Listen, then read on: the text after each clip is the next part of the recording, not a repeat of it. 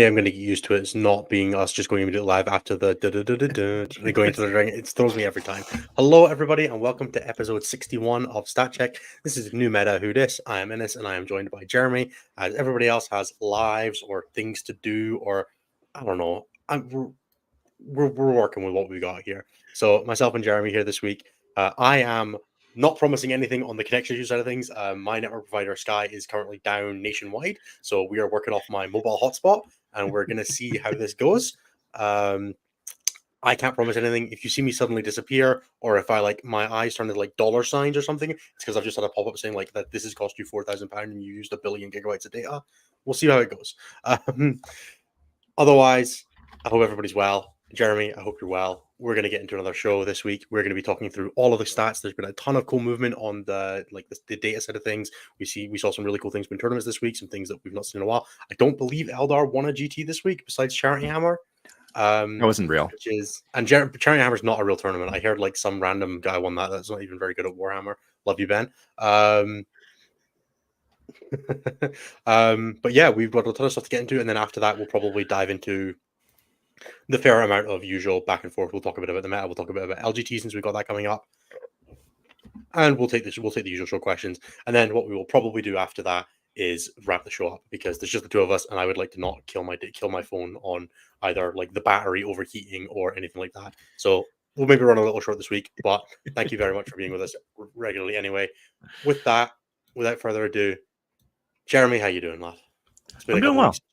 It has been, yeah. I was off last week. Yeah, just been chilling. I mentioned to the group a couple weeks ago that I was kind of taking September somewhat easy. Not really, but I'm not playing events for September, which is the longest break that I've had on the 40K event front in probably over 2 years.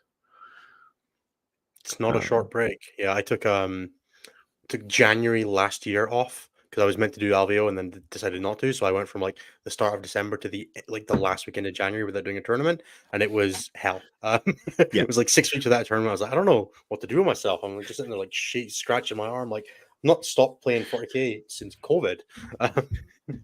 So this is what I've been doing. I've been cleaning up sprues and rebuilding stuff. That is entirely fair. It's usually a good sign. Have you done the big clipped everything off the sprue, put it into bits boxes yet? You have to do every couple of years. It is in process. And I just do Ziploc baggies per army. So if I'm going looking for a particular armies worth of bits, I can just splay it out in front of me in the bag. And that way I'm just looking at what I've got in front of me. Yeah, it's like a 3-day task once every 18 months. I feel like I roughly spend on it nowadays. I feel like I might just buy too much Warhammer. Possibly. Yeah, it did feel really good when I got my guard done because I went from like, I don't know, a tote full of guard sprues to a Ziploc bag about this big that weighed about a half a pound. The one thing that did happen was I guess it would have been a week ago. Yeah, the weekend before, so the 9th and 10th, we had our local Comic-Con here in Ottawa, and the Dragon had a booth, and they had a tournament going. So I did take a break, but I ran the event, which meant that I just watched 16 players play 40K and answered questions by every other onlooker who was wondering what the hell was going on. Oh, you also won something, right? Like some like assistant thing, or I don't know. I don't know what you're talking about. Assistant to the general something, or I don't know. You're like the second most important man in Canada, or the third after. It's like Chris Haynes, Justin Yu, or something like that now, right? In terms of importance in like all of Canada. No, like Dickie's up there. Dickie's up ahead of us. And Val as well, right? Yeah. So congratulations to Jeremy for becoming the new assistant captain of Team Canada. We look forward to we'll watch your career with absolutely no interest. I'd be disappointed if it was any other way. No, I look forward to getting to wind you up in captain's chat for different reasons now, as opposed to just because you're there representing Chris. Yeah. So it's an absolute pleasure. Congratulations to Jeremy. He's put a ton of work in, and he really, really has earned it. If anybody missed it as well, I'm returning as Team Scotland captain or co-captain this year, along with Matt Gibson. So we're not relinquishing our grip on the world of WTC quite yet as the podcast. Typhus might even be returning to Team Poland. Who knows? But yeah, with that, still on Team America. So Well, I mean, he's 50% on Team America. Like, he has to figure out if he gets through on the chart or not. Like, I read that flow chart, and I'm gonna be honest, I can't tell what's going on anymore. And if Anthony can, I'd be very shocked. So Oh, that flowchart gave me a headache. It took me sitting in voice with Sean to understand what he was intending to do with it. I'm pretty sure what he did to do with it was confuse everybody, and he did a great job because I don't know what's going on. And I'm not part of Team America. If the only way you can understand Team America is being part of Team America, it's an ontological nightmare, but it's also not my problem. So no, props to those guys for putting through. Damn it. But yeah, with that, Jeremy, why don't you? I'll talk. I suppose I should quickly talk about my week. It's weird when I have like three people to go back and forth. I've done not a ton. I played a few practice games. I went down to see Brian. Played a couple games with Tyranids, a couple games with Grey Knights, a couple games with Dark Angels. Played a bunch this week actually. It feels like I haven't done it. It doesn't play much 40k because I've only played like 7 games this week. But I think for normal people that's a lot of Warhammer. So I don't know. My context sensors have been completely shattered by doing this full time. And I have no idea how much normal people play anymore. I think it's maybe like a game a week or a game a month. Yeah. Who knows? It depends. If you listen to this show, you probably play like a game a week. If you don't listen to the show, you probably play like a game a month or 2 games a year. Yeah. So we're a little obsessive here. We might have some obsessions. Yeah, I don't know if anybody had noticed, but the people who make a show about Warhammer every week play a lot of Warhammer. Except Anthony, who only plays teams. So I yeah, watched him play a game last night. No, you can't prove that. You can't prove that was Anthony. That could have been his cat. Okay, I'm going to move on before I completely derail. Jeremy, tell us a bit about how this week went, because it was one of the most reassuring weeks we've had on record. I know it was a small week, but it gave us all just a little spark of hope, right? I think that's fair to say. That is very fair to say. So I'm gonna I'm gonna talk through the stats, but before I talk through the details of them, I want to talk through the breakdown of what we've been looking at for the last, like, let's just say last month. So over the last month, we've been talking about like meta representation, who's been showing up to tournaments, what the breakdown of all those factions looks like. And it was one of the things where I had mentioned a couple weeks ago, and I've been talking about it internally with the group, that Eldari was coming close to exceeding all the Space Marines group together. And we have only had that happen once before in the combined Stat Check Fight Club history. And that was when Custodes came out probably about a month into the new Custodes book having come out, and then them getting point drops. They, for 1 week, briefly passed Space Marines, and then they got nerfed and they fell off. And we were seeing this trend where every single week Space Marines was trending down a little bit. Eldari was trending up a little bit, to the point where last week we actually had an equal number of Eldari and Space Marine players. This was the weekend prior to this, where the data slate was used by 1 event, whereas this weekend we had 9 events, and the data slate was used by all of them. All of them also used the new Tyranid book, so it was perfect. It was this nice little perfect transition into a new meta. So we don't have any of those. This event played Nephilim and Crusher and the new Tyranid Codex. Correct. None of that shenanigans took place. So I want to talk just about the top 5 in terms of representation. So for the last month, it's been, and I'm just going to double check to make sure I don't misspeak here, because I was looking at a lot of numbers earlier today.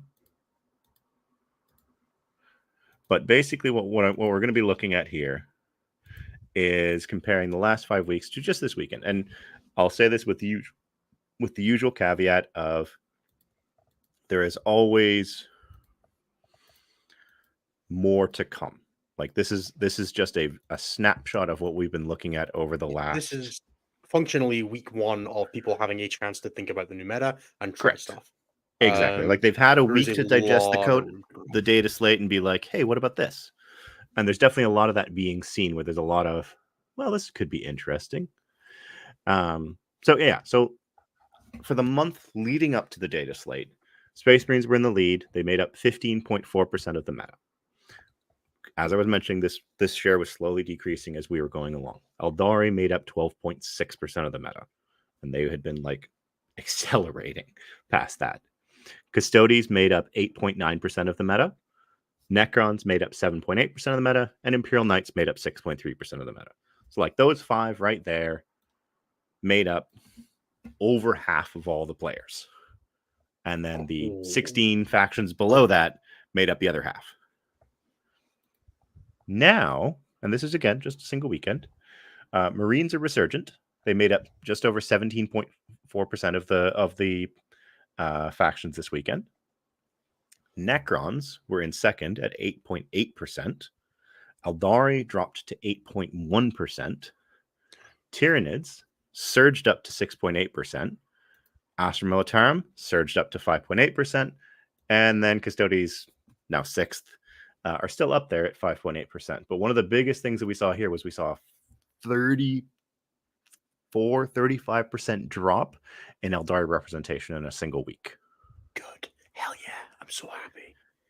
And Necrons, like they moved up a little bit, but not a whole lot. Tyranids, we definitely saw the bump from the new codex because they were at 4.7% for the month leading up. Now they're at 6.8%. I wouldn't be surprised if we see that number continue to grow because it's nice having a full codex with 6 detachments to choose from and a lot more flavor in your builds. And maybe some that work. Maybe one that works. Yeah. And then on the bottom end, this is where things get kind of interesting. So on the bottom end, for the last month before the data slate, was Leagues of O10 at 1%, AdMech at 1.2%, Sisters at 1.4%, Death Guard at 1.5%, and Drukhari at 1.6%. So here's where things get really interesting. The bottom 5 now are Drukhari at 0.8%, AdMech at 0.8%, so they're both still sitting down there. World Eaters actually dipped a little bit to 1.3%. Sisters are still down there, but Gene Stealer Cult are now at 1.8%.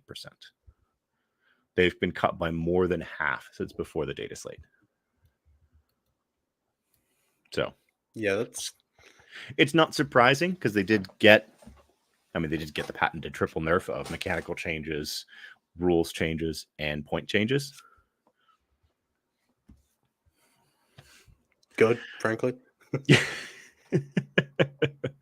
So now we'll talk a little bit about the actual numbers, like in terms of like now that we've gone over like who's showing up to play, how those people did. And I'm going to do the same thing before. I'm going to go through the top 5 by win rate. I'm going to touch real briefly on a couple of them because I don't think that they actually are meaningful. World Eaters and Sisters both had only 5 players, and they both had a 60% win rate. But that's 25 games per faction. It's just not like... got a message from someone that's saying his World Eater Discord was panicking over the 60% that showed up on the on the dashboard. It's like, yes, but it's 5 players. That's why we show how many games. It's not something to look at right now. Both of those factions managed Sisters a single and World top Eaters 4. are busted broken. Sisters and World Eaters are busted broken. Get them in the ground. Personally, I think Arcoflagellants 13 must be a mistake. 31 points a model, sorted. And Angron only comes back on a 777. Yeah. Now, in terms of the factions that like matter, so to speak, anyone basically, I'm going to take the same prescription that Nathan does. Anyone who has 10 or more players, the numbers start to mean a little bit more. Again, grain of salt. Things are moving. We don't track team events, man. You don't count. You're not even here. Yeah, it's true. We do not track team events. Team events are special snowflakes. They are the coolest way to play the game and the most fun way to play the game. Irrelevant for stats perspective because they don't tell you anything about pairings. Like, so we can't use them. That would be lovely, but no. Because obviously Drukhari would not have had a 46.7% win rate this weekend if we included Skari. But anyways, so World Eaters and Sisters, they're in the top 60%. But let's talk about the 3 factions that actually have me, I don't want to say concerned, but are starting to raise flags. Worth paying attention to. Yes, worth paying attention to over the next 3 weeks, especially coming into LGT, which is what, in 2 weeks now? Or a week and a half away? Yeah, I leave like a week on Tuesday or a week on Thursday. Yeah. So yeah, it's like 10 days. Yeah. So come back to the show on October 3rd and we'll have a much better idea of where we're sitting. But right now, we'll have a new meta report out. So that too. Will we include LGT in that one? No, it'll be in the September. It'll be in the September meta report. Ah, okay. Anyways, so at the top of these, 18 players, 4.5% of the meta is Tau with a 59% win rate, 2 event wins, which also make up their only 2 top 4s, and then an additional 2 top 10s for an over rep of 1.22. Both the events they won were on the smaller side, but it is still like that win rate is a little high for my tastes. I had kind of mentioned when we had done our data slate review that Tau may have gotten a little overcorrected on the buff side, especially when you consider I'm that sure their it's not a worst problem matchups that are. the army. I'm sure it's not a problem that the army that literally just gives up max secondaries is still winning games consistently. Like, I'm sure that's not a problem at all. Like, you spawn into that game with 40 on secondaries and you still ain't winning. Like, that's on you, son. Well put. Next we have Eldari. 32 players, 8.1% of the meta, 57.8% win rate, no event wins, and 7 top 4s for an over rep of 2.41. Well, you got to say the over rep, man. I was having a good time. Because they're still slightly overperforming. But like I will Kick him in the teeth again, and then they'll be fine. I won't love this number, but I will take this number over where we were for the last 2 months. Look, again, wait until after LGT. All the other players are saving their lists now. I know. All the secret deed scythe tech is being hidden.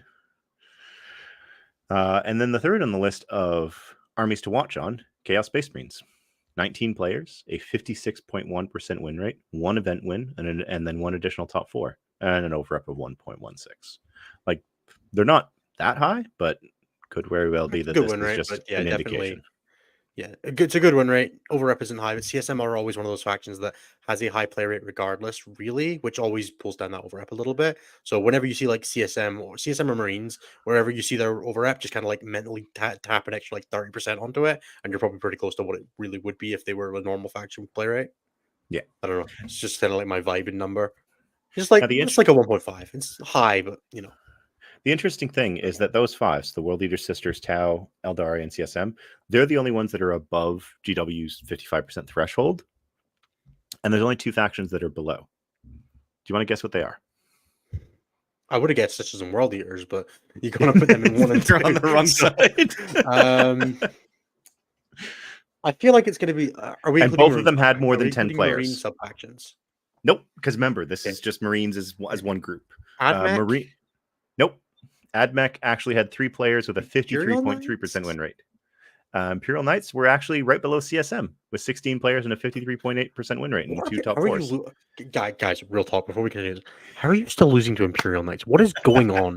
What are you doing? How are you deploying into that game and not just like immediately taking that guy out back and just being like, hey, dude, you're gonna go see the rabbits now? And like, what is?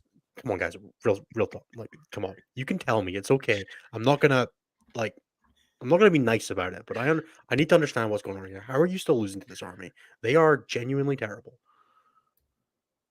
Anyway, well, you killed Space Marines. Are Space Marines just doing terribly now? That feels like a thing that could happen. Had a 48.6% win rate, and they won 2 events this weekend and got an additional 5 I know they did top that. 4s. Yeah, I just always assume Space Marines are doing. And they were over. It was above 1 for the first time this edition.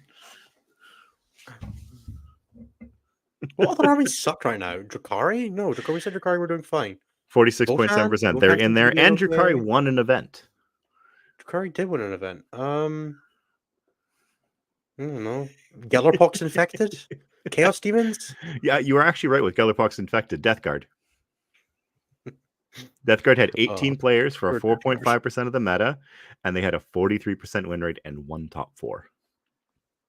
Honestly, well done on getting that top 4, guys. Like, I'm proud of you, Death Guard players. You guys deserve the world because that army is so cool now, and it's still just like 3 months away. You just gotta keep walking 4 inches at a time towards December, Death Guard. Once that next balance patch hits Eldar, you're gonna be so much fun. Yeah, that 2 inches at a time when you get hit by a Night Spinner feels real good. Mortarion makes you immune to that. Oh, that's Put some respect on the name. You still can't advance. Like, it's not perfect, but I'll say the look on Brian's face when my Grandmaster scope was immune to the Night Spinner modifier was not his favorite thing. So playing Grey Yeah, Knights. that would be that'd be pretty terrible. It was And great. Good then fun. I'll just give it away now. Custodes had a Oh, thank 38.8% God. win rate. Honestly, 23 players made up 5.8% of the meta. So over 100 games played. And they I lost over am 60 of them. so happy the Custodies just suck now because they're never bad and they always the most miserable to play into. The best I feel part like about this is I don't think Custodies are actually that bad. I don't think so either. I think they're pretty good, but they sure are miserable bastards when their army's not an 85% win rate faction. So Yep. Yeah, no, it's kind of interesting. In terms of other notable bits, I already went over that Marines won 2 events. Thousand Suns won an event. They also had a 49% win rate and a 1.5 overrep, like that perfect position to be in with 21 players. you say a 1.5 overrep like it's perfect. Like that's not too that's too high. 1.05. 1.05, sorry. Nathan isn't even complain about Custodies, but I'm here to do it for him, so it's okay. Rest assured, the Custodies will not go uncomplained about. And I just want to share this because the day after the day the data slate dropped, our social media guy Max was asked for Team Canada, was asking for hot takes, and I said that Votan will win their first GT of the edition. They won their first GT of the edition this weekend. Hell yeah. Oh, I'm looking forward to the data report so much. Where I just be like, hey, look, all these factions that literally hadn't won an event yet have won a tournament, guys. We're so proud of them all. It's going to be great. Yeah, I'm like really looking forward to that. and even GSC, like, yeah, they only had 7 players, so like, but they had a 50% win rate. Good. I think GSC are fine now. GSC seem a lot of fun. GSC seem like a lot of fun. If I wasn't loaning them to someone for LGT, I would definitely be considering them myself. So yeah, like, say again, preliminary data early on, see what happens. but things look a lot better. Things do look promising. Eldaria, they Cloud probably Mode still asks, too what do you strong. get to think about orcs? Orcs, they seem great. I mean, on a personal level, I feel like everybody knows my feelings about orcs, but as an army, I think they're really solid right now. I think they have good play. I saw them in play this past week or the weekend prior, and they seem to perform fairly well. They still have that whole like existential problem with Eldar thing, but other than that, A lot of armies still do. and To I be mean, every honest. army still has that. So let's like simmer, right? Just simmer down. Yeah, Yeah. Eldar existentially removed 99% of armies from the game, but once you get past that, like orcs are pretty cool. Orcs got a lot of play. You got a lot of cool dynamics. The trucks and tracks and squig hogs and zogrods and blip poppers and smill snock. I don't know orc names. All that stuff is great. It all plays really well. Modrog's one of the best data sheets in the game. Like he's unironically really solid. But I don't know. I don't know what they He want. is just a hunk of flesh that you throw at your opponent. He sure doesn't die that fast. No, he does not. Trying to think what I've seen chew through him and nothing. I mean, I killed him with 10 goes around Desolation eating Wings with things. Oath, but like that doesn't really count. So it's not a thing Yeah, that doesn't anymore. really count. Ben says obligatory Watark, I think is how it's pronounced for Ben now. Or like War Wraithguard or something like that. I don't know. There's Yeah, no something about for the cane. you're missing half your statement, Ben. Like obligatory war fate dice, or I don't know. Canis Rex makes Mozrog sad. Yeah, that sounds like the kind. Yeah, I feel like when you point a 460 point big knight at something that costs like sub 200, it's meant to die. I don't know if that's like a strange thing to say, but Yeah, my Wraith Cannon, Wraith cards dumped on Mozark. Yeah, sure, but that's Eldar. yeah, Eldar players don't interact. I'm sorry. This chat is not for you. This chat is not a place of honor for Eldar players. Please, but they didn't win anything your, this weekend. So please contain yourselves to just winning most of your games, not also trying to win this chat. Autark Wall Leaper. Yeah, there you go. There you go, Ben. There you go, Brian. Perfect, Brian. That's gonna be your shirt nickname for whichever team you play for this year. Whichever team. Ow. Hey, maybe we'll take some mercs. Brian, you feel like playing for a second seed team instead of a third seed team? Well, he's gonna go play for Team England. Haven't you heard? Oh, that's true, actually. No, that's you that's playing for Team England. No, Brian's moving to England. Anyway, if they let him in. Dead true. Also, we're a second seed team. What are you on about? Like, why are you insulting us when you're also a second seed team? Like, I was cool waiting for you to your miss that. entire Jets. No, because I did that. It's what I did in the draft, isn't it? I put teams It on is what you pool did in three. the draft. Why is this wrong? Because I put my team in the wrong pool. Because Yep. we were pool 3 the year before. All right, we are vastly off topic. Let's return a little bit to stats. There isn't too much else to look at. Oh, and by the way, those 2 Space Marine wins. One was Dark Angels running not your list, but your list, which was the triple ballistas with the Deathwing Knights and the Redeemer. To be fair, that list is cool as hell, and I'm really glad that someone else is playing triple ballistas because I'm really looking forward to playing that in the Invitational. Yeah, didn't have the Lone Op Lieutenant, but I still liked it. And to be fair, that guy's just cool. I don't think you need him. I just want an extra Lone Op. So, having the Lone Op and the extra wound rolls is nice, especially with. I guess that we have to see that data sheet doesn't change with the new Marine decks. Yeah, and then the other one was just an Ultramarines Gilliman Castle. So it's not Space Marines. Yeah, Guard with delusions of grandeur. Yeah. Guard had a weird weekend. They had a 47% win rate, but couldn't top 4. Yeah, that sounds like Guard. They sure do 3-2 well. Chaos Knights won an event as well. Oh, that's good. Have they won one before? I think like that might be their first event win. I don't know. I can check real quick. CSM also won an event. That's less surprising. I think CSM are really good right now. So that was Chaos Knight's second event win of the edition. Good. I just looked at the whole edition again and saw the 51 event wins for Eldari and kind of threw up in my mouth a little bit. Look. So here's a challenge question for the chat. Okay, Eldar are currently at 2 months into the edition, sitting at 51 event wins. By the end of 10th edition, how many other factions do you think will hit 50 event wins? Assuming let's just lay some ground rules. Assume the edition goes for another 33 months. Assuming the edition lasts until for the standard 3-ish years, yeah. How many factions total hit 50 event wins, not including Eldar? Space Marines together, Space Marines separate. And Space Marines together. I reckon Space Marines will hit it, the next broken thing will hit it, and one other will. I think 3 plus Eldar. I think the next broken thing will have enough time, and then I think Space Marines will have an addition to do it. And then, because Space Marines will always just be fairly, like, they will win events. I think GSC is maybe a 5th. So I think 4 or 5, including. I think GSC have got a solid, like, foundation of, like, already having, like, 14 or 15, like, 3 months in, right? That's a good point, actually. GSC are at 14 so far, yeah. Yeah. Wow, that was a really, really good guess. I was going to say that was really bang on. Kelly hosting, what if Warhammer explodes in popularity and everyone gets 50 wins? You know what? I'll be real happy with that. I'll also be real sad because that means checking like 1,000 lists every week. Well, yeah, but if the game explodes to the point where we have like 10 times as many people, that's 10 times as many viewers, baby. True. So yeah, I think GSC will do it, Marines will do it, one other broken faction will do it, Eldar will have it. So I think 4. 4 is my call, including Eldar. So 3 more. Yeah, I'd say that sounds about right.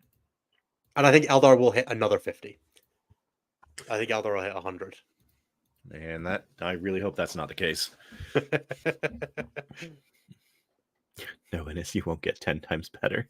I don't have to get 10 times better. Like, you're the one that needs to get 10 times better, are you? So. Oh, boy. Right, let's move on from the stats, because that may be depressed. I think it's a good question, but I think it's a depressing question. I think Tau will do it. I think Tau could do it, yeah. I think Tau have that kind of thing where, like, they could just be broken. But I think whatever the best book of the December or, like, the winter books is, like the Admech, Necron, It's like Admech Necrons, Dark Angels, like that set. Whatever the And best pick orcs. of that set is, will hit 50, and nothing else will because they won't have time after that. That's probably a good point because the interesting thing so far is, I guess we can just move into the general discussion at this point. Yeah, we're already on that. I asked a very broad question that wasn't related to stats. Feel like we left the stats ballpark behind, so I can be involved in the conversation a little more again. So I guess talk about what we just saw about Marines. I have barely read it. Like I kind of So, saw a bit. Okay, but- so to catch anyone else up, and I guess to catch Innes up at the same time, Warcom made an announcement, had their announcement post. I think it was on Monday. Yeah, yesterday, because today is Tuesday. Thanks, John, for the super chat. Yes, John. Thank you very If you much. want to for the make super sure chat. you get your question asked on the stream in the questions answered at the end, do put in a super chat. We will 100% ask it. Otherwise, we're beholden to time limitations. But thank you to John for just sending words. But yeah, so they put out the first preview article for the Marine Codex, which means it's coming sometime in the next few weeks. Don't know exactly when. We know it's not going to be up for pre-order this week. Maybe it's up for pre-order next week. But the first preview article went up, and the very first line was that Oath of Moment is changing. And that Oath of Moment is now only going to be full rerolls to hit against the Oath of Moment target. Which is a pretty big change. Terrible. Yeah. I don't know if everybody's noticed, but the ballistic skill value on a Marine data sheet is usually 3, which means that you're getting like not a ton out of it. You get an extra, 0.6 hits per like 3 shots or whatever. Stupid. It's not a ton. Yeah, it's something like a 8% improvement in hit rate. It's not huge. It's not huge. You get 2 extra hits per 9 shots. That's the easiest way to phrase it, right?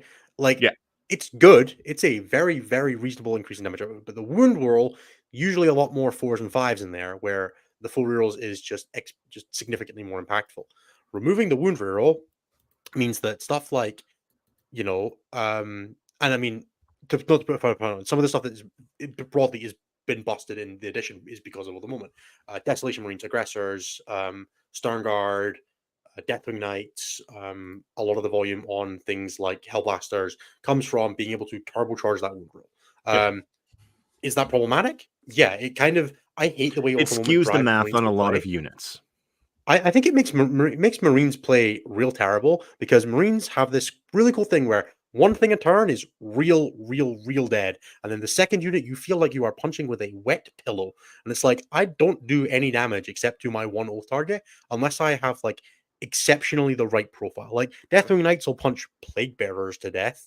But the second you you could ask them to kill Canis Rex one turn with Oath, and then if you ask them to kill an Armiger the next turn, they'll bounce off it. And it leads to units feeling really awkward and not in a very fun way. I would rather they just kind of like toned the damage out of all the moment, put it into things and made things a little more expensive, and just have the units be better on the face, because that's Marines what should be, right?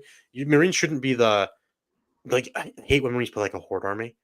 Marines should play like a cool army where like units are elite and they do their job, and then like you have Oath to make them do like a little bit more like against a specific thing, right? Where you can be like, hey, if you want to like you got lethal hits, or you want to like make sure that you're you finish off a thing with your Sternguard instead of like leaving it, instead of it being alive because you only shot up your Eradicators. That's what Oath should be for. Oath shouldn't be the only way you do damage, and that's what it feels like right now. Oath feels like when you play Space Marines now, you kind of treat Oath like an extra unit that you fire, is kind of how I try to think about it, rather than thinking of it as a buff. It's a resource that I allocate to a unit to make sure it does its job more than it's like an army-wide buff. And that's not very fun, and it's not what I want it to be. So I'm kind of glad that they're doing some of the power about it, because I don't know how much people have like heard of the concept of a power budget, but it comes from like standard game design stuff. Is that an army has a certain amount of power that it can have access to, and the more powerful one part of it is, the less power other bits have to be. It's why if you have like a really powerful detachment rule and a really powerful datasheet rule, then you probably can't have a really great like detachment ability, right? Like you kind of have to like find some of that area where some of it's going to be weaker. So you might see like Tyranids have Shadow and Orchid Synapse, which are okay, but they have really good detachment abilities with like Vanguard Onslaught and stuff like that. So they have their power budget is in the detachments rather than in the army. Whereas then you have something like Space Marines with Oath of Moment, where Oath of Moment is so wildly powerful that everything else kind of has to be toned down around it, because you have to keep everything reasonably equal to each other. Pulling some of the power out of Oath of Moment means you can put some of that back into the datasheets, and Marine datasheets are fucking shit. So I'm okay with that They are because quite bad. So here's a every fun Marine data question. sheet makes me depressed. They all suck. Here's a fun question then. Say you're wounding something on 4s. Mm-hmm. Old Oath versus New Oath. How much of damage do you lose? Percentage. You lose 30. You lose a third of your damage output. A little bit more than that, but yeah. Yeah, it's like 33%, right? Because you should Yeah. be. You go from wounding. I mean, you hit the same amount, so that's equal out. But then you're wounding on 4s. You should wound 75% of the time. You're wounding on 4s, roll or 50%, and then 75%. So it should be 75% dropping to 50%. You should lose literally a third of your damage output. Yep. Yeah. Or the other way around, like Oath is a 50% damage increase on wounding on 4s. Correct. Yeah. What old Oath is to new Oath. So, and then if you're winning on 5s, it's even more significant. If you're winning on 6s, it's even more significant. So a lot of the like low power stuff, like Desolation Marines and Yeah, if you're winning on 6s, it aggressors. doubles your output very Yeah. close to. Not quite, but very close to. Yeah, And yes, exactly. Alex, we just went through it. It's exactly a 1/3 decrease. Yeah, winning Similarly, on if 3s you and 2s, it's less impactful again, obviously. But it's still impactful, but it's not as Yeah. like it's not as big of a deal. Because this is something that came up in discussion yesterday in Stat Check when we were going through it. It was just like, well, what happens if you then just give the unit lethal with New Oath? Yeah, and I mean, like, And that lethal hits recovers against a most of decent. it. Yeah, but it also makes you run a character that gives lethal hits, which means that, like, for example, Deathwing Knights, if you want to give them lethal hits, you have to run a Deathwing Strike Master, which means you can't run a Deathwing Ancient to give them +1 OC, like, which means that you're much worse at mission play and blah, blah, blah, blah. Impacts on Yeah, the you're teams, impacts susceptible on to the being battle shocked and losing your OC and all that jazz. Exactly. So there's a lot of this could go wrong in a way that, like, I don't mind. Like, don't get me wrong. I think it's a good thing for the book as a whole. It is going to represent a drastic change in exactly how you get to play Space Marines because you will have to. A lot of the problem, like with Space Marines, is like you kind of have to build a list. Like, how do I kill a unit that doesn't have Oath of Moment on it right now?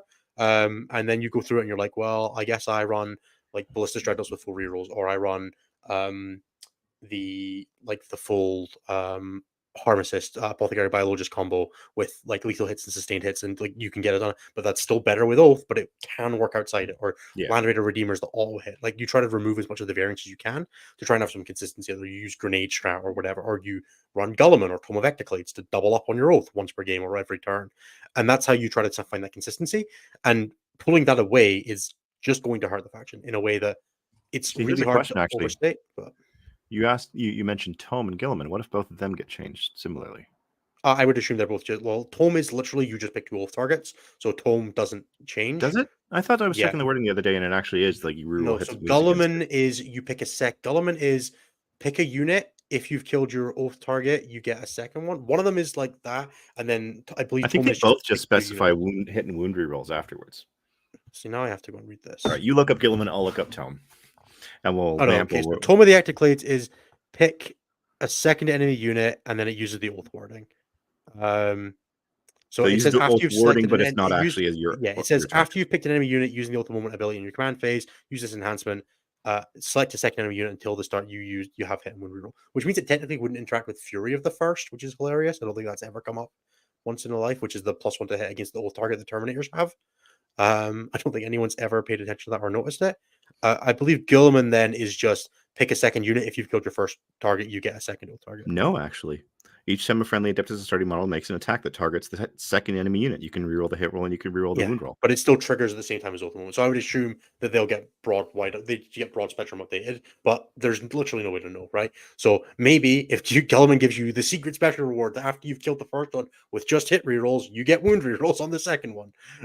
Yeah, or Which honestly because would make of Gilliman feel a little cooler, but one of the things that you mentioned was the fact that it doesn't interact with Fury of the First. What if it gives you a second Oath of Moment target? yeah. There's lots of ways that you could like follow through on updating those things to make them more streamlined, right? That's really the word that you're getting at there, is just making it simpler, making everything interact cleaner. I don't think it's too difficult. But yeah, overall, I think it's cool. They previewed some new detachments as well. I think one of them was, I do briefly remember reading one of them, is like all your guns gain assault and you get +1 strength within 12, which is super cool. I think that's a really, really cool way to like approach giving power back to, like, make the Marine, like if you're going to pull power out of Marines not getting wound rerolls, Cool. Give them some extra ability to actually wound. That's really cool. I actually really like that. The hilarious thing is that you can have a melta gun that's within 12 and not within 9 to not get melta benefit, but get the plus You one get the strength. strength 10, but not the plus the extra damage. Yeah. Yeah. You bring your eradicators in from Strat Reserve, and you're like, yeah, half my rolls. Yeah. The other thing that they mentioned was, so you get access to Armor of Contempt in every single detachment. Yep, which I think you could probably have guessed, given that based on the fact that every non-Codex Marine detachment had it, it was probably clear that they were every all Codex Marine detachment, Chaos Space Marines, Grey Knights, and Votan have Armor of Contempt, and now also Synaptic Nexus. I don't think they're handing that out like candy. You know what? If we're genuinely heading into the less lethal part of the edition now, I'm fine with everyone having access to AOC. It's kind of weird though, because once you make everything less lethal, if you also give everyone AOC, it turns into pillow punching incorporated pretty quick. It's very funny that when someone asks you what the AP on a Deathwing Knight and Mace is, and you say 1. No, it's always 2. Like, no, it's quite funny. I'm glad cover doesn't work in combat. Heavy cover. That heavy cover is still, for anybody who heavy cover last edition was a rule that I think I never played on. That was a terrain piece could have heavy cover, which was +1 save in melee instead of in combat or instead of in shooting. And the number of people who would ask, like, in early tournaments, is there any heavy cover on the board? And you're like, no, we're not running fuel pipes and barricades, guys. Really sorry. My favorite part about heavy cover was at the beginning of 9th edition. Yep. They worded it wrong. That the charging model got heavy cover and the defending model didn't get. And you're like, yep. But no. The most important thing is, to this day, the heavy cover rules is the like group chat photo for the stat check backstage. Is a screenshot of the heavy cover rules. But yeah, so they also previewed the first company task force with the detachment rule extremist level threat, which literally gives you back your wound rerolls against your oath of moment target for one battle round. Shit rule. Oh, sorry, in your command phase until you're next to your starting next command. I guess if you have Gilliman and he gives you 2 oath of moment targets, then you get full rerolls to wound against those. If he gives you 2 oath of moments and not just pick a second unit to get reroll hits against. Who knows? Yeah, Chris Tech, but AOC is not a battle tactic strat for GK for some reason. Consider that a good thing, because I think that you only have one source of free strats in that book. Look, CSM pay 2 CP for theirs, so like chill, it's okay. It could be worse. Yep. Yeah, and then they previewed. Yeah, and then that one also has like there was also like a. That wasn't just me, was it? Someone in chat, let me know if if it was just me that lost Ennis. I'm back. Oh, he's back. Yep. All right, we got you. Cool. Sorry, guys. Like I said, mobile internet. But yeah, they previewed the one of the enhancements for the first company detachment, Iron Resolve. Bear has a 5-up feel no pain, and then once per battle, after the unit is targeted, you can give until the end of the phase. Everyone in his unit has a 5-up feel no pain. So what that does mean, when you get charged by the Incarn and the epic challenges like your Terminator Captain and a Deathwing Knight squad, you can have him have a 5-up feel no pain and slam -1 damage on him, so he's -2 damage, and the Incarn will only kill him twice over, not 3 times over. Jesus. And then teleport out of combat with you not getting hit back. Yeah. But no, so they showcased the Firestorm Assault Horse. They didn't put it in the article, but they did put it in the video. They previewed another stratagem, and this one I had a huge chuckle at. Someone snapshotted it somewhere. Is this the transport one? Yeah. So quite simply, you use it on one of your transports after it's been shot at. One unit embarked in that transport can then disembark and shoot at the enemy unit that just shot at its transport. It's never, ever. I know what everybody's thinking, guys. It's never going to happen. It's never going to come up. The second you tell your opponent you have that, your transport's getting nuked from 1 billion inches away or killed in combat. Just like, don't. It's not happening. I know what you're thinking. Burning vengeance. I know what you're all thinking. And it's like, I'm gonna get my aggressors there. And no, you're not. You're never gonna get to do that. Because remember, you have to target the transport with the stratagem, which you can't target a destroyed unit. Look, guys. Think about all the times that people told you that they were going to run Hellblasters inside an Impulsor and drive the Hellblaster around firing at the top of it to kill their Impulsor, and you've never seen anyone pull that off, and you know you haven't. So don't lie to me and tell me that you think this transport stratagem is actually going to work. All it does, it's the Nurgle strat for your Rhino in Space Marines, where you just get to say, you're not going to shoot this, are you? And they're going to go, no. And you're going to go, I know you're not. And then you're going to get out of it, and you're going to die on Overwatch like a good little Marine player. Can they re-embark afterward? Or are they just out there and target with their student? They're just out.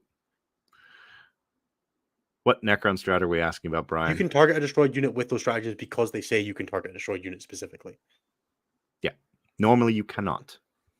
Which is why you can't shoot on death with an Annihilation Barge. Everybody mocks Anthony for not being able to read, but I'm convinced Brian just actually can't. Brave of the Marine player to assume the transfer will survive a turn of Bright Lances.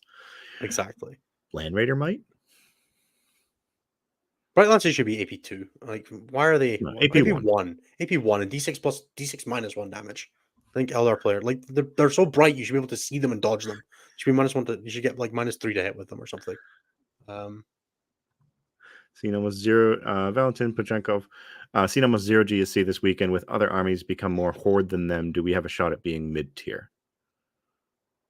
GSC are great. People just I think they're in a fine spot.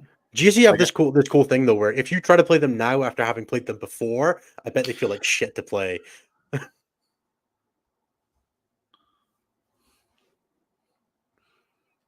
Bright Lances, you can't. Yeah, no. Bright Lances should just reduce your armor value to 12, like they did. They should just change all toughness values to 12 when you shoot a Bright Lance at the target. Just like the Monolith used to. Monolith can be wounded on 5s. Yeah, and then Gauss comes back. I mean, Gauss kind of did come back. Like, doesn't every gun on that army have lethal hits now, basically? Yeah, it does. That still doesn't help their shooting. It still doesn't. It doesn't hurt, man. I don't know if you've ever been shot by like 3 squads next to Luminar Saras. It's not fun. Oh yeah, next to Xeris, that's.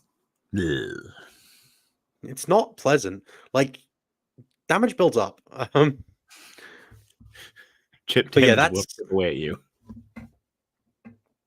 Not all of us can play armies that are immune to damage, like Necrons and Grey Knights, apparently.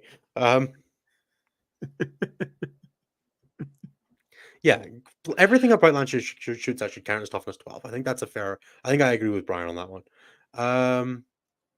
Right. Do we want to move on to me quickly doing the plugs and then jump into questions? Yeah, let's do it. Cool. I have a really scuffed notes for the. It's literally just like 5 words on a bit of paper for this week because I ain't doing prep. I didn't know I was going to be here today, so. Hey everybody, thank you so much for being with us so far for episode 61 of Stat Check, New Meta Who Dis. We are absolutely overjoyed at having 95 people watching us live on the live stream, which you can find at youtube.com/statcheck at 11 p.m. every Tuesday, 6 p.m. Eastern, various other times across the globe that I'm not doing the math for. You can like add a few to that. It's not complicated, but it's more than I can handle at 12 o'clock at night. But you can also find all our back VODs, all of the bonus content, X and 1 and Into the Matrix are also available on the YouTube channel. Anything that you're looking for from StatCheck, you can probably find it either there or on the website, which is stat-check.com. Whether you're looking for things like the metadata dashboard, the coaching from myself and Typhus, or all of our articles and all that kind of stuff, you can find that on the website. Links are in the YouTube channel, in the description, all that kind of thing. X and 1 and Into the Matrix are the other 2 shows on the network. Last week was an X and 1 week. X and 1 went through the Nova Open and their time and Tim's time there. Tim ended up playing Chaos Knights. I believe he went 5-3, which is super respectable. And then this week should be an End of the Matrix week, which will be Nathan and other Nathan, Nathan Roberts, and Typhus. It's never gonna not be confusing. And Typhus, who will be covering something else about the WTC, and that should be live Wednesday at some point or in your podcast feeds whenever. All the shows are generally available in podcast a couple of days after the main show at the latest. X and 1 and then the Matrix can be a little bit longer just based on their schedules. But please do check that out. They're both great resources and very much worth your time. Please do check out our main sponsors, which is red-dragon.ca.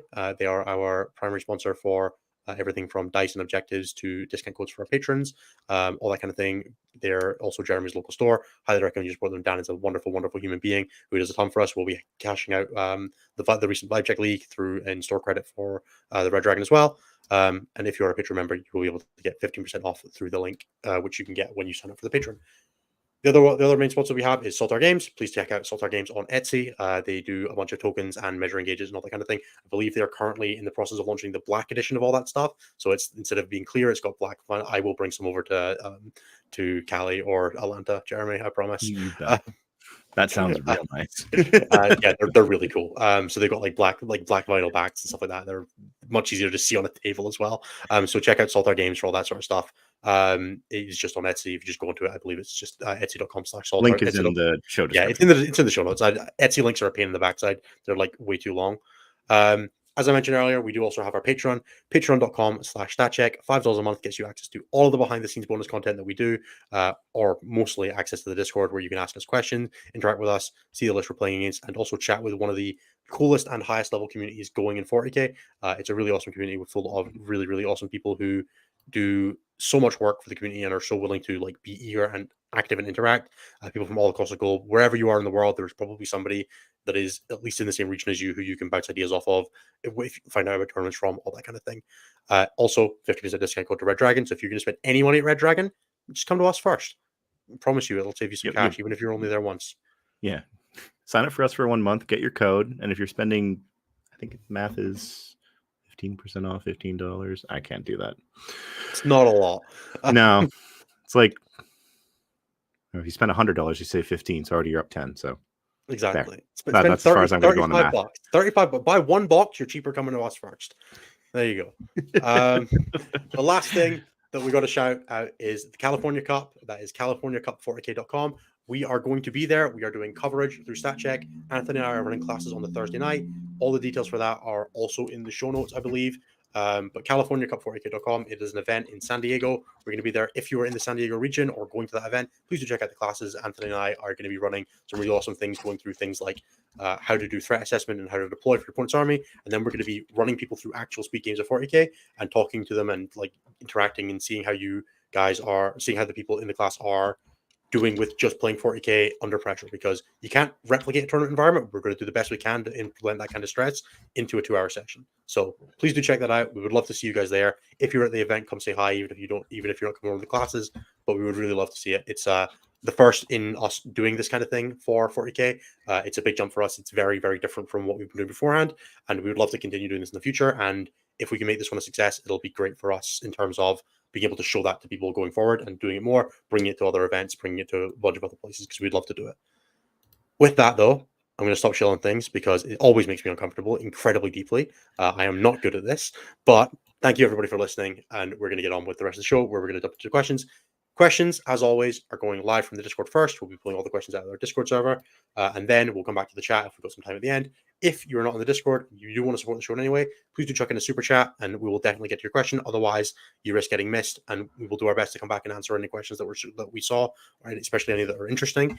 But we can't promise, because unfortunately, we do only have a certain amount of time, because I need to sleep occasionally. I know it doesn't sound like it, especially the way I'm talking right now. But occasionally, it helps if I sleep. And Ahsoka, the new episode's out tomorrow, and I'd like to wake up early enough to watch that. So like we gotta work together on this, guys. Like you gotta give me something on this. One day my internet will come back as well. My phone is so warm right now. I can't imagine why. No, it's probably not good for it. All right, I'll pull up the show questions just to save you the hassle. All right, so was anyone who posted the wrong area? Nope.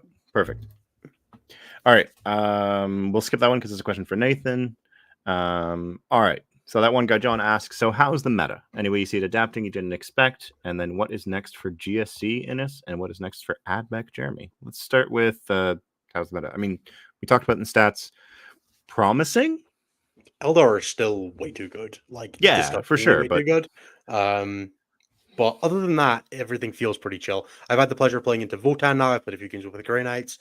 I've played into Tau. Like, I'm generally enjoying the game a lot more. Nids have debuted and I think are fairly reasonable. They don't seem ridiculous. They don't seem underpowered. Like, you can play Nids and be fine with them. And I think that's exactly where they should have been debuted into. The index was a pretty reasonable power level. It wasn't broken. It wasn't incredible.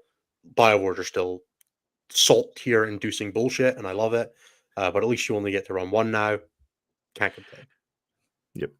I played a few practice games this weekend against Francois with running some new NID lists, and I mastered the art of 9-inch screening my deployment zone again. If I had infiltrators in one list, and I was like, so I can't just use these, can I? It's like, nope, because they're not reinforcements. They are new unit. They're the only instance of new units being made during the game that I'm aware of. Yep, they are the only instance that ignores things like Omni Scramblers and the Clemivus and all that. It's just like, so it just goes there. Okay. No, Great. Man. How are you going to stop it just like falling out the sky? Like, it's not like it's just dropping, man. Like, it's not like I don't have a bolt rifle that I can train on it. No, look. So during the shooting phase, Overwatch is very clearly only for units that moved, not units that like. Would you just like take random pot shots at a helium balloon that happened to be floating by your battlefield? No. So watch yourself. You're not American, so that is true. Neither are you, though. So maybe we should both not go down. No, but I'm their hat, and we had to deal with that weather balloon that they tried shooting down. Yeah, echo the same. Tyranids look fine. Like, they don't look like they're underpowered. They don't look like they're overpowered. I'm sure we'll start seeing them win GTs over the next few weeks as people figure things out. There sure are a bunch of armies that can't handle 3 Norn emissaries. That'd be great if Norn emissaries killed anything. Yeah, I know. But like when you're like you play a Sisters army and somebody just goes like Norn on all 3 of the middle objectives, like I'm not sure you have turns to kill that. I mean, you could just wrap them with 10 Arcoflagellants each and then put actual OC on the objective. Yeah, but they're still but like they're punching you pretty hard through that time. So I don't know. Are they? They punch hard enough to hit Arcoflagellants. Chill. They're not that tanky. They're 13 point tanky. They're not real tanky. GSE. What do you think, Dennis? The same shit that it always was, just with about 200 points less and a little less redundancy. Genuinely, just play the same list. Probably don't run aberrants. They kind of suck. And you're going to be not far off. GSE are still really good. Put a truck in so you can actually deliver the 3rd squad of Echo Bombs, and you're probably going to have a good time. That's what Myson's been doing, and I generally trust Myson on GSE. It matters. Yeah, that's fair. What about AdMech? I'll be honest, I've been digging Voten lately. I haven't actually looked at my AdMech, but that's just because the idea of getting my Short Kings out again has me very happy. The only time we played was when you were on your Short Kings, so... Yeah. And I screwed that one up nicely. It wasn't your fault. You weren't winning that game anyway. No, but I could have gotten more points. Either way, it's fun to have them out again. I took them out for a practice game against Francois' NID Horde Sunday morning, and we discovered that Voten can in fact table that list in about 2.5 turns, because the NIDs can't kill them, and you can't stop them shooting. So, and you can turn off blast on one unit, but when I split fire across 2 units with sustain 2 against both of them, I don't think that's how math works. Like, surely it's no, that seems pretty good. No, I think AdMech, to actually answer the question though, AdMech kind of, it's still a little untold. We're seeing a decent amount of stuff like Corpuscari seem very solid. The Scorpius Disintegrators are a very good data sheet. Breachers are obviously very powerful. I don't think you could go far wrong with starting with like 12 Breachers, a couple of Disintegrators, some Vanguard and Ranger squads to just like mix in, and then like 10 Corpuscari in a boat, the Omni Sterilizer Manipulus, and then like some smatterings of characters. And then kind of from there, that's kind of like your core. I want to say there's like 12 to 1300 points. And then from there, there's a ton of diversity. I know Alex Engels, also who's one of the Team Australia guys, was pretty high on Iron Striders pre-changes. I'm sure he'll still be jamming them. But he was also running more Corpuscari, the Cerberus Raiders, Cerberus Sulfur Hounds, and the one of the 2, I think it's the Flamer ones for the Taraxi, seem very solid. They have a lot of good scoring rules.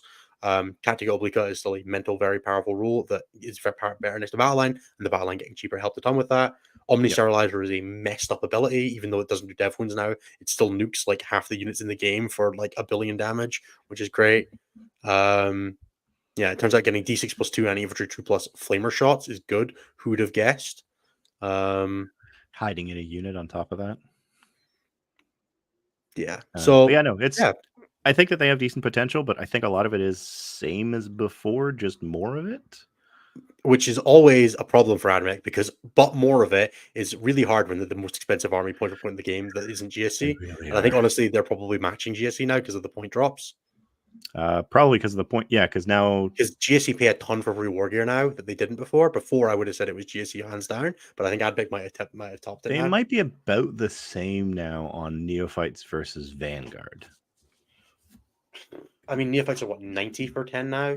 Vanguard and are Vanguard 95. 90. So probably pretty close. Yeah. Yeah. Either way, yeah, I think it'll just be more the same. Like you'll probably still run 2 breacher bricks with the Dominuses to be like, we're hard to kill and we're going to kill you. But as we kind of pointed out, the data slate, like cheaper battle line means that you can activate a lot more of the battle line locked buffs that the army has.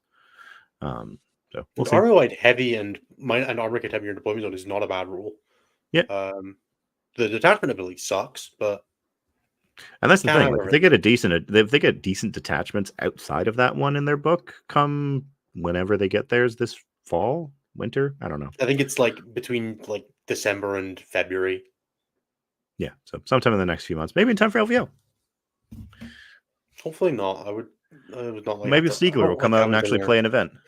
I don't want to have to learn AdMech or update my AdMech. My AdMech are still a 7th edition army. Like, do you know how expensive it would be for me to get them up to date? You just have the conclave. Yeah, I own a War Convocation and 6 Castellan robots, and 5 Onager Doom Crawlers. That's all I got. Like, I own nothing from the second wave. So, can we not have AdMech be good? It makes me happy. Brian CP all ready for the OC2 Quinn detachment. Yeah, fucking OC, only if Brian, you only include Brian, things that have the Harlequin keyword. Brian OC3 and 2, mate. That's what it is. OC3 and 2. Jesus. All right. Dan F asks, any big plans on the horizons for stat check? I mean, the biggest one is Cali Cup, because there's going to be 4 of us present there. We're doing actual coverage. It's going to be awesome. We're like a few of us are playing in it. A few of us are running commentary. We're going to have like an Airbnb for the weekend. We might do some stream content from there if we get the chance. Yeah. So Nathan and I are going to be, well, the plan, we're hoping that this all works out. Nathan and I are going to be there doing a stats desk, similar to the coverage that he did with Contact Lost for the WTC. And then Anthony obviously going to be doing the masterclass and then playing in the event. Winning the tournament. You better. We can't let Ben have everything on that coast. He can't just own the country. Like, need to put him in his rightful spot. It's like, Ben, we're your captains. You can't win this one. Yeah. And then I can't talk too much about it, but there is some stuff happening in the background with Team USA, Team Canada, and a few others that might be announced soon. We are always working on stuff in the background. The problem is there are 8 of us, and almost all of us have like things that we are always working on. I am ostensibly working on a project that I've been working on with somebody for like 3 months now, and I just cannot find the time to actually make it happen. So there's like a bunch of stuff in the pipeline. It just kind of what comes out the pipeline first is anybody's guess, and we'll see what happens. Ben has accepted your challenge in us. Yeah, that's fine, Ben. We can play for the best room at your house for LVO. Ooh, I like that one. Me and Anthony can play for that. And what if Ben wins? He doesn't have to put us up for LVO. I feel like that's not a prize that he would want. No, I think it's a losing function because he wants to hang out with you guys. I don't know. We'll come up with something suitable, but I mean, we can offer whatever we want, right? It's not like it's gonna happen. True. All right.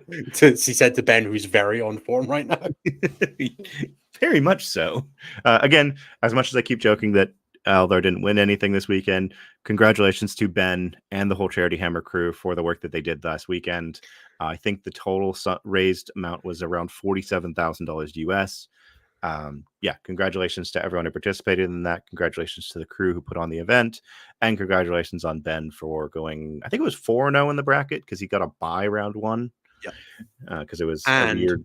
And well done to the stream for making Vanguard Onslaught look fucking awful and convincing me that I definitely don't need to play it anymore. Because Jesus fucking Christ, does that detachment look shit? I think Lennon's quote was, I wouldn't pay 100 points for these 1 Ryans, and I'm paying 300 for them. Oh, that's pain. Logan, Blind Trooper asks, first, what's your favorite go-to spicy food? No, thank you. Pass. Actual spicy food? That's a tough one. I'm also just not willing to put like what I consider spicy food onto the internet. Isn't that white Nobody bread? needs to like look. I'm not that bad, but nobody needs to know. Nobody needs to have If that. Ben wins, Anthony has to spend 3 episodes not saying anything negative about the meta, and Innes must open each episode with a hearty wah. Look, there are limits. To who? You or Stat Anthony? checks love has limits. Both of us. You know, neither of those are possibilities. I am still technically due Seth a 24-hour period of me being positive about orcs that he has never cashed in. That I'm really still worried about. He might cash it in at LVO if you show up. He was going to cash it in at last LVO and I shat the bed and didn't get on stream at any point. So he never felt the need. So all right. Go to spicy food. I don't like really spicy foods, but I do enjoy like a nice like medium to hot curry. So probably like a nice pad thai. that's fair. Logan also asks, does the firstborn detect from Marines? I read that as firstborn 100%. Look wildly good or just okay? It looks very solid. It kind of depends on what the rest of it is and what you're giving up to have it. Assault is a very good buff, but also kind of imperceptible a lot of the time. I mean, It's it hard to, basically like, gives you permanent Devastator Doctrine yeah, for sure. from the current Gladius detachment.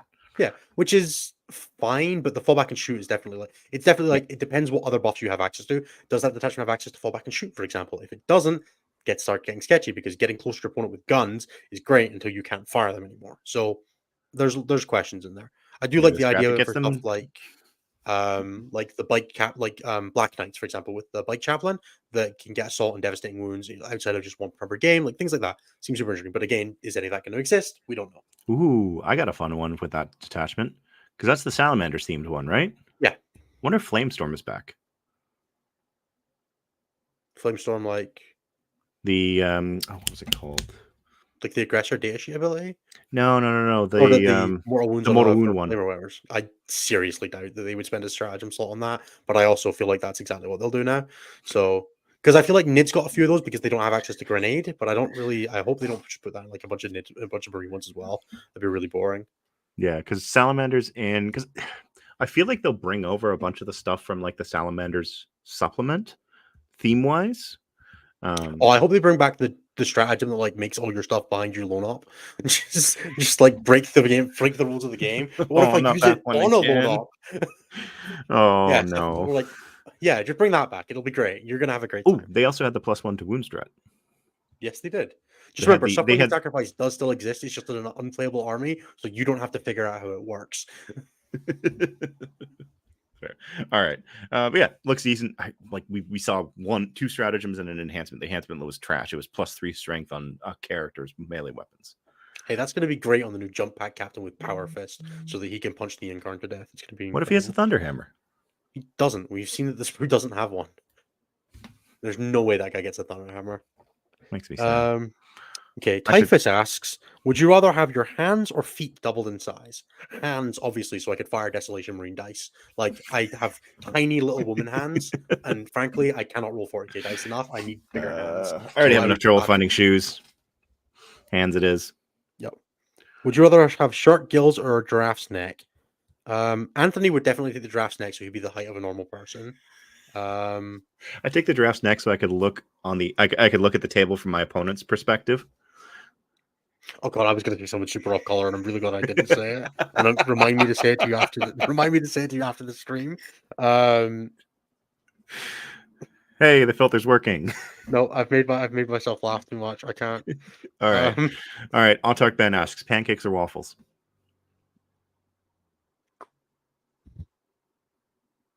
I was going to be super pretentious there as well. Pancakes. Pancakes are better. Yeah, pancakes are so much better. Like, I do like a nice waffle, but I'm like, when I went to school, we used to get like the really crap like canteen, like they were like normal waffles. They were like super thick, but they just had like sugar like in them, like lumps of sugar in them, and they put me off waffles like pretty severely. Oh, they sell those fairly frequently down in Europe. And I'm like, I don't like that. It's not. Favorite way to eat a potato? Chips, absolutely. That's like French fries, chips. But like a nice steak cut or crinkle cut or chippy shop chips, 100%. Poutine. Oh, you're so Canadian and I'm so Scottish. It's incredible. We are just the stereotypes incarnate. It's great. All right. Ennis, what is your outlook for the LGT and the Invitational? You're playing in both, right? So I am playing in both. I'm playing in the Invitational for the 4th year. It would be really nice to make it better than the round of 4 this time. It's the furthest I've made it. I've done round of 4, round of 16. So last year I kind of shot the bed. What are you bringing this year? I am playing 3 ballistas dreadnoughts, a Land Raider Redeemer full of aggressors, and 10 Deathwing Knights, and like 4 scoring units. It's just gun violence. I was like, let's bring America the list. It's great. So I went into the Invitational. There's a little bit of we're all in separate pods. So there's 3 pods for the Invitational. I'm going to do a little bit of a spiel on this because I don't think I've talked about it on the show before. So there's 3 pods for the LGT Invitational this year. There is the Pros pod, the Amateurs pod, and the Unconquerable pod. The Unconquerable pod is for people who've gone 5-0 in some of the UKDC majors so far this year, and that has a bunch of good players like Jake Wilstrop, Sam and Lewis Smith, and a few other people that are that you'll probably, and Will Whitaker, and a few other people that you'll probably recognize if you've been around the UKDC scene. They're like the people that do well, but I wouldn't consider them like household names necessarily, but they're like people you always expect to be off the top, and they got into the Unconquerable seed. There's the amateur seed, which is people who are just 40k players who are very good. That's got people like Josh Roberts, the England captain, Nassim Fouchain, who is the winner of Adepticon last year, and a Team England player, not Team America, sorry. There's Malik Amin Rubio, who's one of the Dice Down boys. Dan Whitaker, who's another perennial GT winner in the UK, and a few other people like that. Patrick Mike from the Team Poland is there as well. So really, really solid group of people. They have the only 3 other players in the tournament are all in that pod because the amateurs got someone to prove. And then there's the pros group, which is for people who have additional basically who take revenue or create content for 40k. And I know that one by heart. It's myself, Manny Chima, David Gaylord. So Manny Chima from Glasshammer, David Gaylord from 40k Fireside, Kyle Grundy from Pure Type Program, Tom Loman from 6++, Paulie Wallace from Real Space Raiders, James Grover from Goonhammer, and Tomek from Contact Lost. And we are the pros bracket. I'm going to be honest, the pros bracket is on the whole weaker than the amateurs bracket. There are 4 people in there who I would consider top level tournament players, and then 4 people who I would say are good players, but I would not wouldn't bet on them to win a GT kind of thing, right? Nothing wrong with that, but it did mean that the level of our pod was a little lower than the other pod. So we kind of looked at each other and went, we're going to tone it down like a shrapnel shard. So there's no Eldar in our pod. Playing Space Marines, David is playing Necrons, Manny is playing Chaos Space Marines, Accursed Cultist Spam, and Kyle Grundy is playing Tau. And Kyle always plays Tau. And then we have a Votan, a Drakari, a Necrons, and a Death Guard are the other 4 in our pod. So on the whole, I would say it's a fairly chill pod. Now, the way it works is it's going to be the top. Each pod will play a round of 8 in between itself. I believe those are going to be seeded. That should be happening next week somewhere. When that happens, I'll plug it on the show next week, and in StatCheck Discord as well. I'll be like, hey, come and vote for me to be top seed, so I get the easiest round 1 matchup, so I can actually make it to the top cut this year. And then I'll end up playing Manny round 2 or something stupid like that and getting smashed anyway. Because it's always what happens. So the winner of each group of 8 will go through, and so will the person who is 2-1 with the highest score. They will then play 2 more. They will then play a 4th game on the Friday, and then the winner of those 2 games will then play in the actual finals on the Saturday night after playing 3 rounds of the main event. So you can add another 5 games to your tournament experience by doing really well at this little functionally 24-person GT. So yeah, I'm playing Space Marines for that. I'm really looking forward to that. I'm not probably playing Space Marines for the main event, but I felt like it was an army that would be really good in a non-Eldar environment, which it seemed like it would be. And if I lose to Eldar in the semifinals or the finals, whatever, I wash my hands. Fine by me. Did good enough. So yeah, that's the LGT Invitational. I'm really looking forward to it. I think it's actually probably a harder event to it's going to be a significantly harder event to go 3-0 at than the main event. It's probably not as hard, but pretty close to as hard to win as the main event generally, because the level of player once you get past the first game is just nuts. There are so many good players in that tournament. And I would very much expect, traditionally, the person who wins the Invitational is last year it was Vic VJ, the year before that it was Malakam and Rubio. Vic made the semifinals in the main event, and Malik won the main event the year before that. I believe the year before that it was Conrad Barkowitz. Like it's just very consistently every year. It is a murderer's row that wins the Invitational, and I would fully expect like if you're going to do well in the Invitational, you're probably going to do well in the main event. So very much I'm putting the effort into trying to do that, but not doing it with Eldar because I have standards in my life. Now for the main event, I have no fucking clue because the problem with any event of that size is how do you in any way begin to plan for what meta or players you're going to play against? You have to account for literally everything because you could play against literally anyone. You could pull, you could pull the best player in the tournament round one. Odds are you're not going to draw Manichima or Anthony Vanilla or anybody else like that round one, but somebody is, and you are somebody. So there ain't no way to know. Last year I pulled Nathaniel Bjorg, a very good Texan player round one. He was playing a list that was very good into mine and a mission that was very good into mine, and I dropped the ball round one. And I'm very much eager to not be repeating that performance. So I'm putting a ton of effort into making sure that I am fired up on point. I feel like I'm playing some of the best work I've played in my life at the moment, and I feel like it doesn't matter because I'm playing an Eldar meta, which is very difficult because you start getting into weird circular loops with yourself. Like, how do I play around Eldar when I can't beat Eldar without playing Eldar? And then you kind of go back to, do I just buy an Eldar army? And then I'm like, no, I'm better than that. Emotionally, not physically. I'm not better than Eldar. Nobody's better than Eldar. But it's really difficult. So I'm having a tough time with the main event and trying to do the whole thing where I will be unhappy with anything besides a top cut. But I also understand that if I play Eldar 3 times, it's not really like I can't really do anything about that. And I can do the best I can. I can try my hardest, but if that doesn't work and I lose to Eldar, like it's still the expected outcome, regardless of how good I am as a player. Assuming I play against other players who are playing competent lists and playing them Yeah. well, it's hard to really be like, I feel like I should win that game consistently because I shouldn't win that game consistently, and it's hard to come to a mental point where you're okay with that as somebody who has very high expectations for themselves. So I don't know. I'm having a tough time with LGT at the moment. I think I've just ordered like 100 quid of stuff to like finish off my army and borrow a couple bits. So I think I'm sorted, and I'm fairly happy with where I'm ended up at. But I don't know. I don't know for sure, and I won't know for sure until the day after the tournament. Brian asks, what happens if you lose to Grey Knights round one? I've never lost to Grey Knights in round one before, only round 4. So I'm sure I'll be fine. We can ship Derek over if you want. Look, unless I can roll look, I'm never going to fire at something that I'm going to overrun into again. Like, it's just not going to happen. That thing's got 7 wounds. It's getting no more than 6 shots, and then I would have been fine.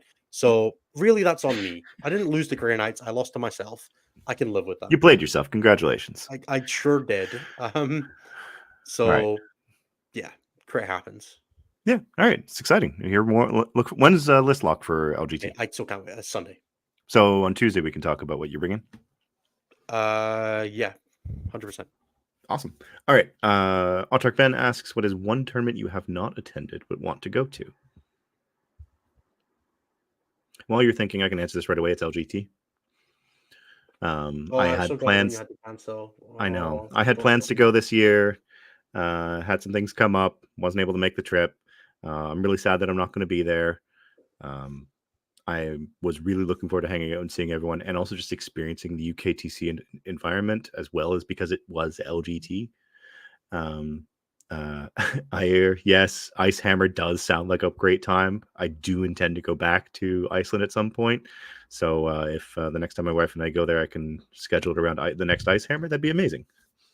All right. So I've got two that I'm like confident on, and one that I'm not sure about. I would love to do Capital City Bloodbath or Canhammer teams. I think either of those would be a really great experience. I would love to get it to Canada. I've not done it yet, and I think I'm going to try and make one of them happen. Also, Nova, I think it just seems like a really cool event. It's in a cool place. Like I've not been to that coast of the US in a great amount of detail, and I think it'd be really really interesting to see. The other one is I've actually never been to a Warhammer World tournament, which I feel like is a thing that I should probably correct at some point.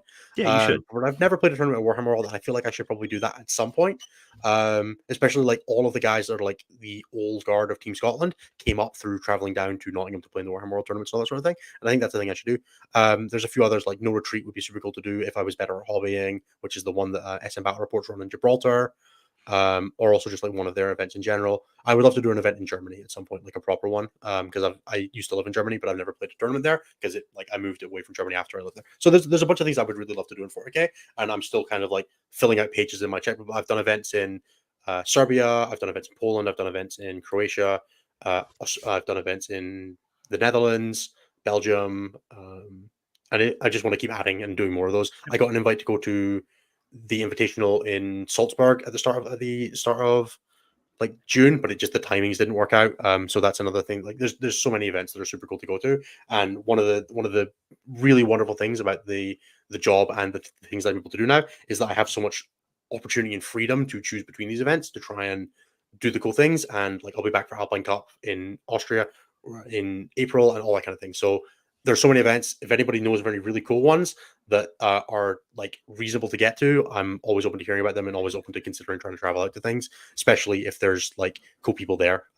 New Zealand event when never. I don't think you're on any of the maps, Alex. Like I don't think New Zealand. Like I checked the map and I couldn't find New Zealand. It's so like I don't know. I think it was on. I don't think it was on there. I would also love at some point to play in an actual Legion tournament because I have played a ton of that game and I love the models and I've not played it properly yet. I've only ever played Chris and Matty, and I really feel like I should like try and do like an event for that. So I might try and put some effort into doing that like in the new year. Nice. All right. Sam Lemon by Lemon. He asks, do you believe Warhammer can ever grow to become a fully fledged esport level of coverage and competitor? Why or why not? I think Warhammer franchise or Warhammer 40,000 the game.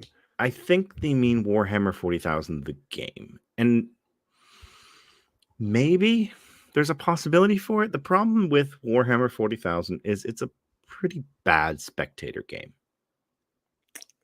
Unless you are, it's a very bad spectator game when you are not engrossed in the game. It's very hard to pick up and play watching a game of Warhammer. You know, it's true of a lot of games, but like if you are not good at Mortal Kombat or Street Fighter or Mario Kart or FIFA, you can still watch the game and follow what's going on. Warhammer, you're just not going to know. I watch like competitive Scrabble that are like you can follow that. It's not difficult. The game is pretty self-explanatory. You might not know the tricks of the scoring and things like that, but you don't need to know that to understand the game. Watching a 3-hour game of 40K is a slog if you are not invested. Even if you are invested, I struggle to watch 40K games a lot of the time. Yeah, and I will say that one of the big things that kind of makes a good stream game, so to speak, is when both players are kind of on the same level and they're walking through and talking out loud what their decision process is on things, but you don't have that at most games. It's hard to do in a tournament environment because a lot of things that make a good communicated game for a gameplay style do not make for a good communicated game for watching. And there are a ton of really cool games out there from people who have played very high level games that are very personable and walk through a bunch of stuff. They are still not easy to follow unless you have a level of investment. I think that there are games out there like Underworlds or Kill Team or things like that that could get to that level if they were wider supported, and like a version of 40K that could do the same could exist, but I do not think it's the version that we currently play.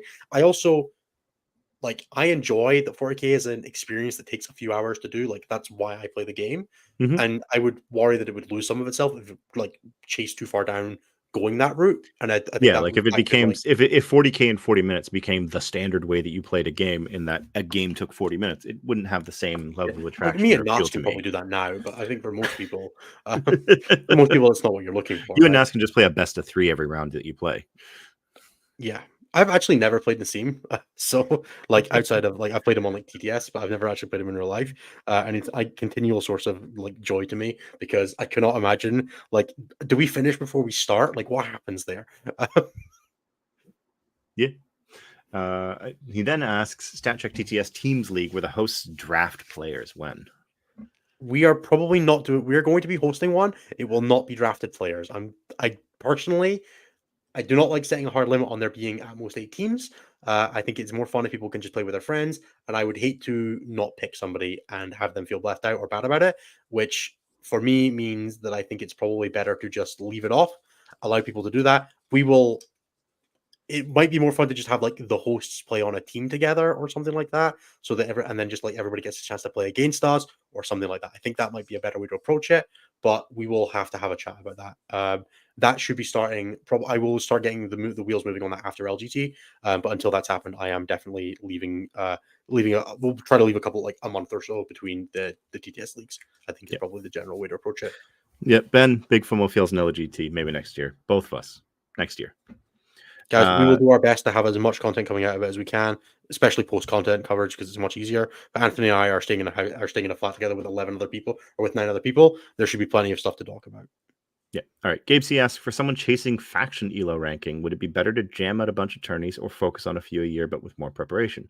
This is a good question. I guess it's kind of the I would expand on this and ask you, what exactly is your goal with chasing faction elo ranking? If you're just looking to be the person that has the highest elo that also played the most, that played majority games in a certain faction, You should play a local GT with World Eater. You should play 2 local GTs with World Eaters for every Super Major you win with Eldar. That will do the most for your elo for World Eaters.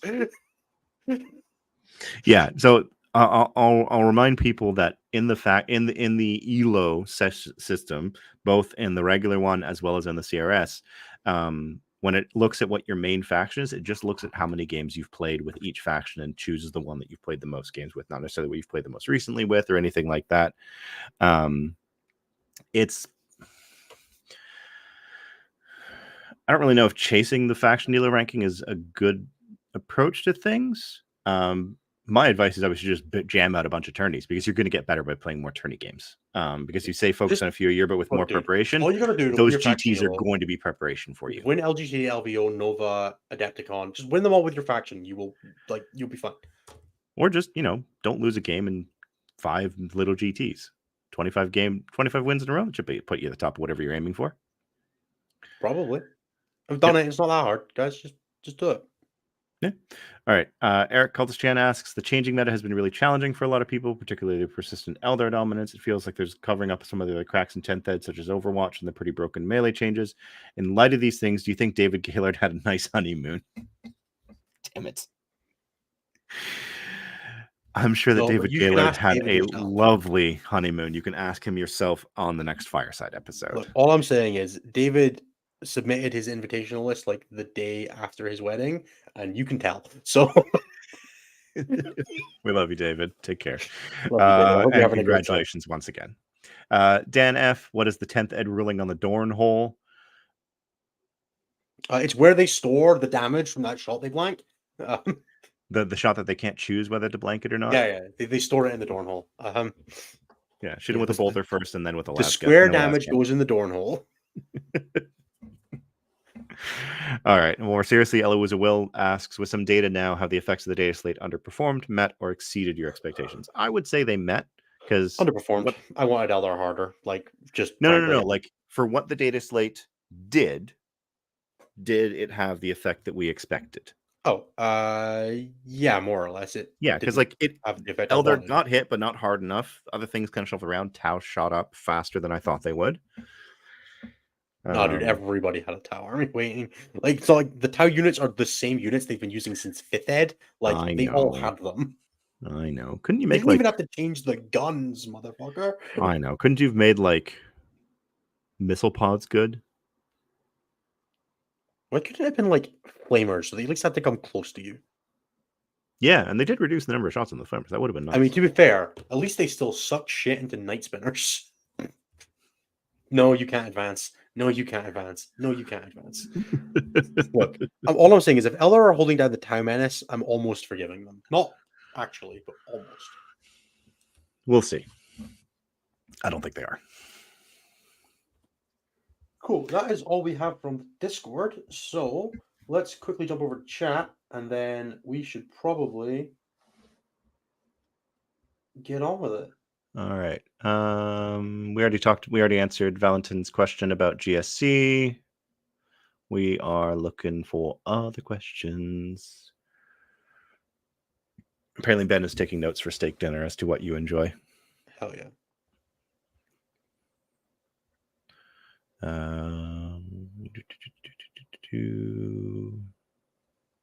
I think that's everything. How many games are currently recorded in this meta? It's a pretty small sample. I can tell you that right now. It is just shy of 1,000 games. That's not so bad. Yeah, it was 400 people this weekend. 2.5 times that in raw games.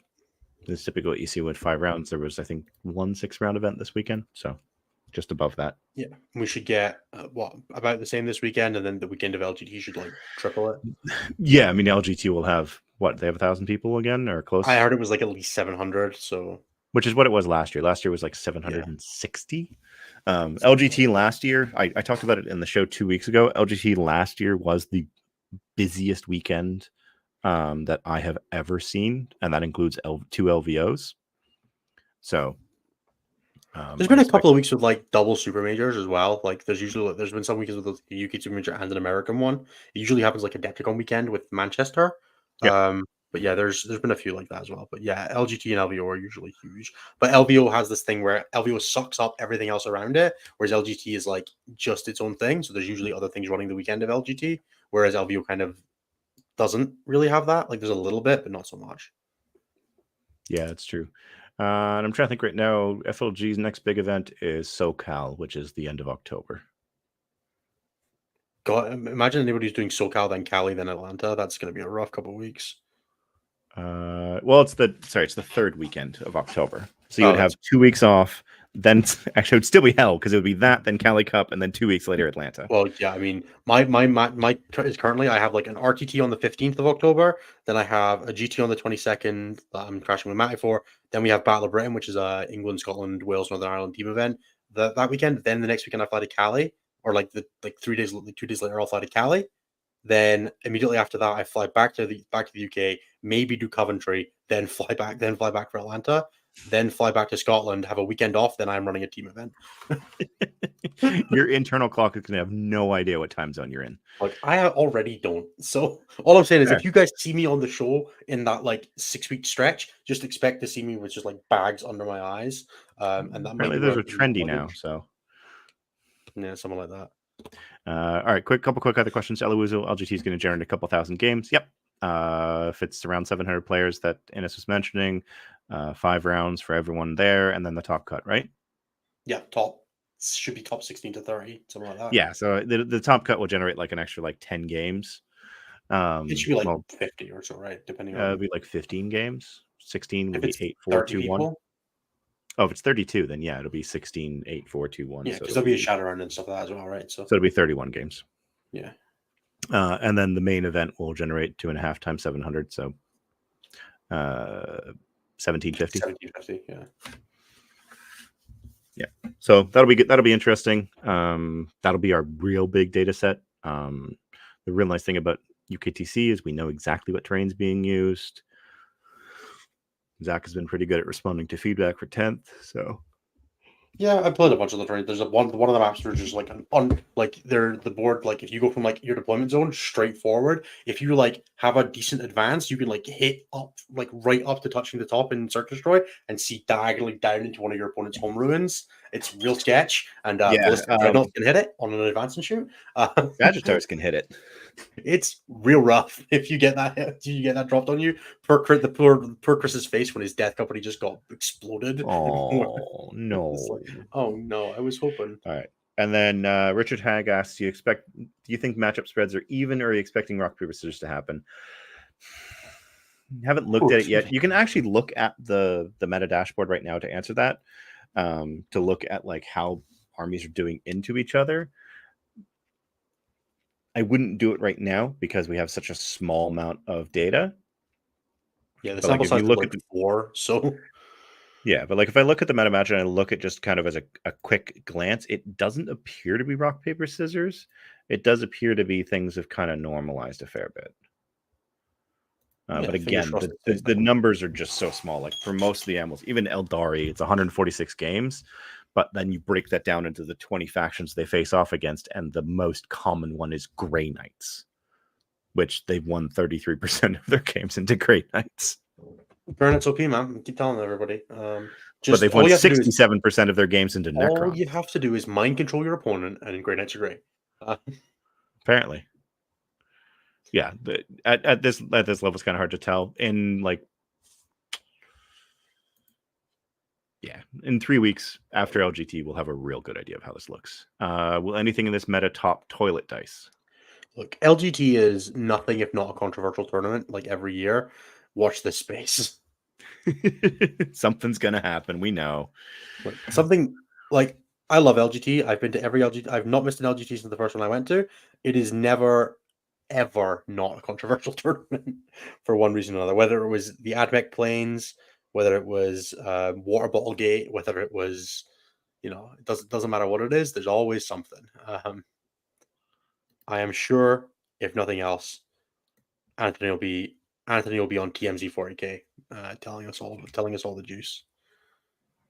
We should definitely start. We should start a 40K gossip show that we just do behind the paywall. Oh, no. Just be like, hey, did you see what blah blah blah was wearing at the tournament last week? Blah, blah, blah. No. Although if someone is interested in 40K gossip, you should go check out Grim After Dark. Yeah, exactly. Our buddies over at Grim After Dark, because they cover all that stuff in a great way. With troops and boats looking scary right now, how much do we welcome our new Harlequin overloads? Look, man, I will believe troops and boats are scary when I see someone do well with them, because I just ain't about that. I don't believe you. I mean, who was it that tormented? Oh, it was Liam Vessel that tormented Nas with those, right? Yeah, but look, Liam is a alien sent from the future to play Warhammer, and I do not believe he stores all of his power in the bit where his inner chest should be. All that man is not human. He was sent here designed to crush people, and that is all I got. Didn't Mike Porter win an RTT with pure Harlequins this weekend? Anyone can win an RTT. Mike Porter could win a Harlequin with a toothbrush. Pre-dataslate, we had a local win an RTT with World Eaters. Exactly. Was that the guy that was scouting his land eater? I remember that happening. Okay. See, I know all the juicy gossip, guys. All I'm saying, you guys just need to crowdfund this. I'm telling you. Get on Indiegogo. I'm telling you, 40K drama show. It'll be behind the paywall. No one will ever know. It'll all be sworn to secrecy type stuff. You'll have to put a password in, and we'll chat all the shit. I'll tell you that joke that I'm about to tell Jeremy when I'm off there. No, because then it'll get clipped. All right, I think that's everything. All right, Drocky, one last question, and then we'll head out. Are Hornets the primo anti-Necron techers that all their players have been searching for? No. Nope. They're good, but no. They're good. They're not anti-Necron tech. The bombing is okay. Right. Plugs. I'm going to read just the words I have written down. Coaching, X and 1. Enter the Matrix, Red Dragon, Saltar Games, Cali Cup, Patreon, and YouTube. Those things, they're in the description. Go and read them, or go back to the bit earlier where I plugged them properly. Please do check them out. We really appreciate it all. Thank you so much to everybody for being with us for episode 61 of Stat Check New Meta Who Dis. We will hopefully be back for regular coverage next week. I do not believe we will have Anthony, because Anthony will be in Scotland for some reason. But Nathan and I, and probably Jeremy, will be back next week. We'll be hopefully going through some of the LGT lists and some of the cool things on that, any cool innovations that we've seen, as well as last week's stats. We'll look forward to seeing you all next week. I'm going to let my phone chill out a little bit. Have a great weekend. Down. Good luck at any tournaments that you're at. Have a great time. Nate, Jeremy, do the bye-bye, I suppose. And I'll hit the brown buttons.